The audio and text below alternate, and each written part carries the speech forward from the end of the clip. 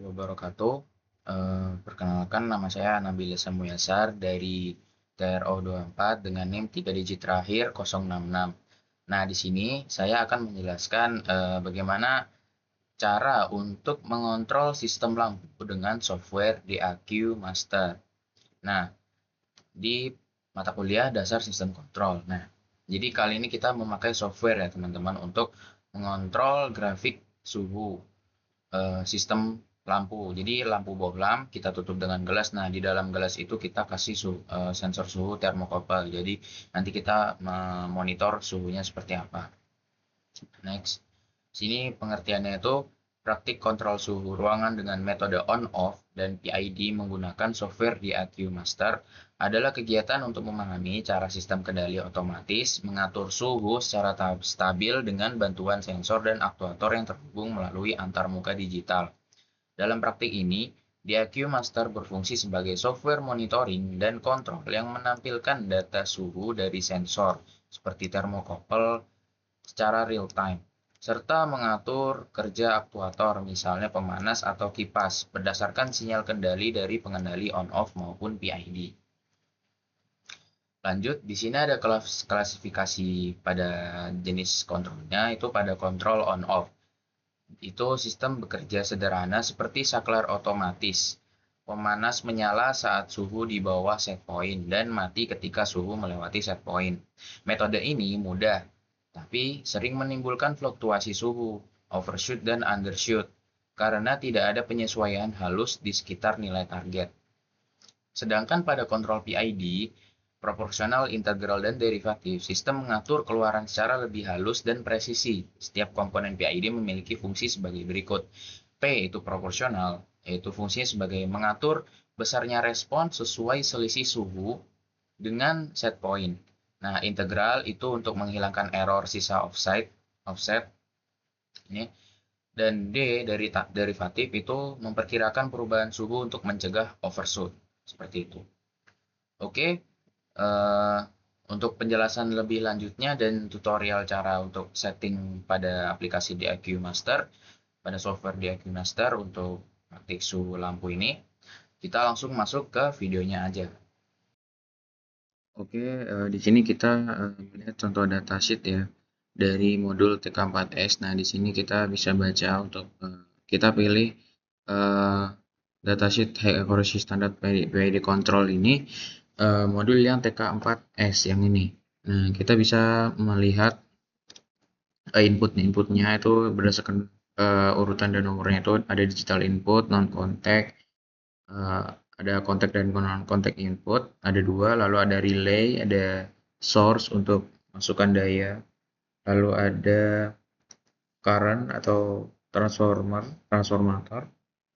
Lalu di sini ada all out output ya, di sini VAC.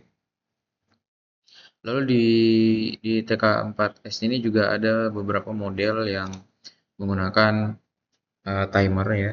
Tentunya ada TK4ASP. Lalu ada TK series, di sini ada TK4H, TK4W, TK4L, ini berbeda-beda di sini. Nah, untuk jumlah pinnya juga masing-masing ada konfigurasinya.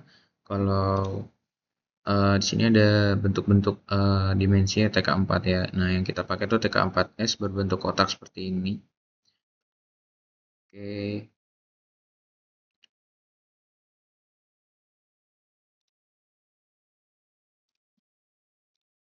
Oke, di sini kita langsung praktik aja ya cara untuk mengukur suhunya di DAQ Master. Sini kita tambah untuk alatnya, kita pilih TK4 dan serial, lalu oke. Lalu di sini kita tambahkan. Di sini kita cari dulu untuk nah, di sini kita tambahkan dulu sebentar. Oh, kita tambahkan line graph. Lalu sini kita setting untuk waktu minimal, waktu menitnya itu 4 batas waktunya. Lalu left y axisnya itu 28 dan max-nya 60, minimal 28, max 60. Right y axis samakan dengan left, lalu oke. Lalu kita zoom in untuk grafiknya, perbesar. Lalu pada modul TK4 ini kita klik kanan, lalu kita add. Nah, add device list. Kita tambahin satu device TK4. Nah, kalau udah, nah di sini kan parameter belum menyala ya. Kita coba connect dulu.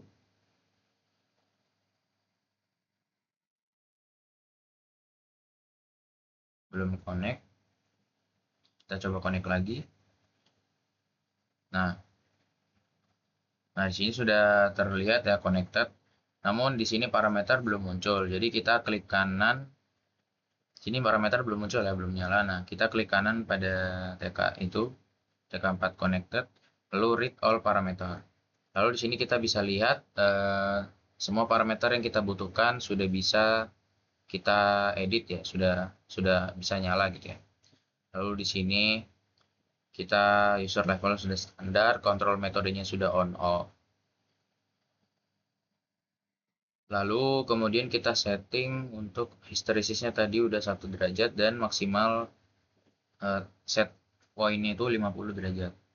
Nah, setelah itu kita tambahkan IO list, kita expand, lalu kita tambahkan present value, set value, heating MV, dan out lamp 1, karena kita menggunakan satu lampu.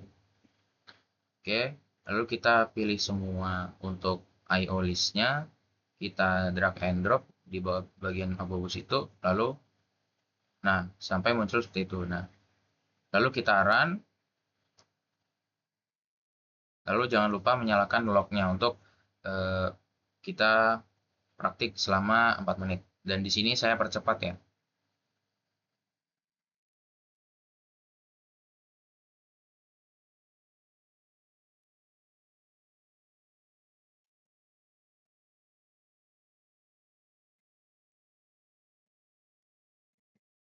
Nah, oke, kalau sudah kita save tadi ya filenya.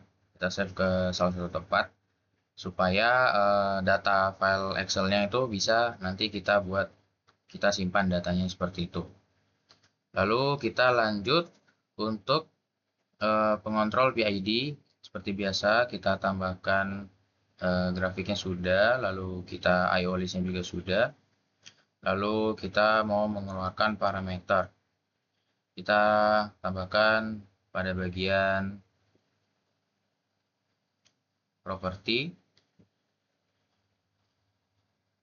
Lalu di sini klik kanan pada device-nya, satu device itu. Kita klik kanan untuk menyalakan parameternya. Kita ulang lagi drag and drop.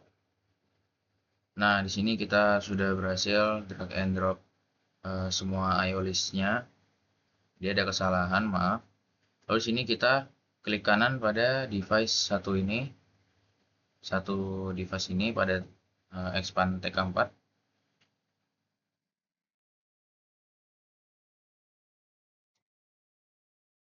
Pertama kita connect dulu, lalu setelah connect,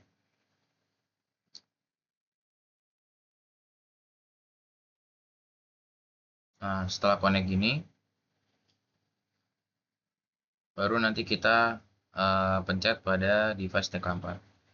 Lalu setelah pencet, kita coba untuk setting pada mode PID, lalu untuk heating proporsionalnya itu kita coba ganti untuk 20, dan integral dan derivatifnya itu 0, 0.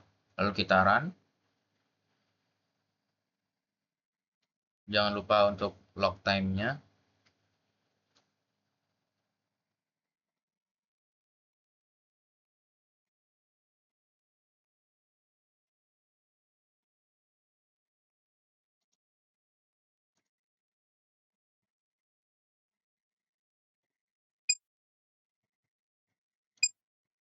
Nah, sudah.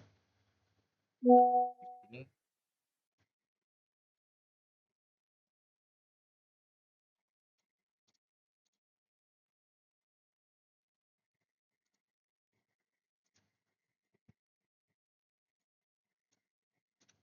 Nah, di sini kita save untuk nama filenya sebagai CSV untuk sebagai datanya.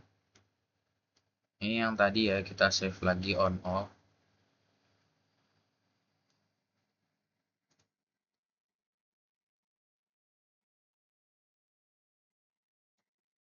Lalu untuk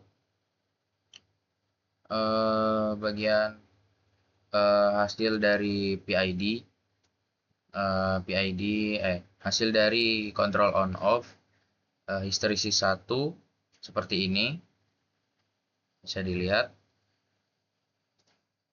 Nah, sini control on off dengan histeresis 1. Lalu control on off dengan histeresis 2. Lalu control on off juga dengan histeresis 4. Oke. Nah, untuk hasil dari kontrol dengan PID, jadi saya di sini mengambil 3 grafik dengan hasil terbaik ya. Nah, di sini bisa dilihat di bagian kanan sini itu ada nilai PID-nya ya, parameter 2 itu ada nilai heating proporsionalnya itu pada nilai 10, pada nilai P10, I20 dan D-nya itu 0. Di sini bisa dilihat untuk grafiknya itu cukup halus ya. Jadi dia tidak terlalu overshoot ke atas dan tidak terlalu berguncang gitu ya. Jadi dia stabilnya itu sangat terjaga seperti itu. Lalu kita lihat pada hasil grafik yang selanjutnya. Di sini kita lihat juga ya. Nah, kalau tadi kan grafik PID yang sebelumnya kan kita bisa lihat untuk timing error lebih dari set point kan dia cukup lama ya. Nah, di sini kita bisa lihat kalau timing pada melebihi set pointnya itu cuma sebentar. Jadi dia benar-benar efektif ya mengontrol grafik atau suhunya secara dengan PID-nya itu nilai P itu 10 dengan integralnya 30 dan derivatifnya 0. Nah, fungsi integral ini juga berpengaruh karena dia sebagai penjaga kestabilan. Jadi dia gimana caranya supaya dia itu cepat mencapai set point seperti itu. Lalu kita lihat pada hasil PID yang ketiga yang terbaik juga, yang ini yang paling pertama ya menurut saya ranking pertama. Di sini PID-nya sangat-sangat hampir sempurna karena kita bisa lihat ya dari kenaikan suhunya saja dia cukup stabil. Lalu pada saat melewati set point dia tidak terlalu overshootnya itu sangat-sangat halus ya. Di situ kita bisa lihat tidak terlalu melonjak dan tidak terlalu eh, kencang ya overshootnya. Jadi di sini dia ibaratnya error di atas set point itu cuman sekitar ya 2 poin atau 3 poin lebih dari set point. Lalu tidak lebih lagi, lalu dikontrol lagi, lalu turun hingga menyentuh set point, lalu dia akan menyentuh kembali set point setelah itu. Nah, di sini kita bisa lihat untuk nilai PID-nya P itu di 20, integral di 30 dan derivatif di 30. Nah, tadi kan kita nggak pakai derivatif. Nah, di sini derivatif kita pakai dengan nilai langsung maksimalnya pada nilai 30. Kita bisa lihat untuk hasil derivatif, kenapa dia pakai derivatif. Nah, derivatif ini mencegah overshoot. Nah, kita bisa lihat juga kan dari grafik yang sudah saya jelaskan tadi, overshootnya hampir sama sekali tidak ada atau sangat-sangat mulus karena nilai derivatifnya maksimal seperti itu. Oke, cukup sekian penjelasan saya. Terima kasih banyak. Saya juga masih banyak belajar tentang software di EQmaster. Mungkin di lain waktu kita bisa melanjutkan pembelajaran dan sharing tentang software-software lain. Terima kasih. Wassalamualaikum warahmatullahi wabarakatuh.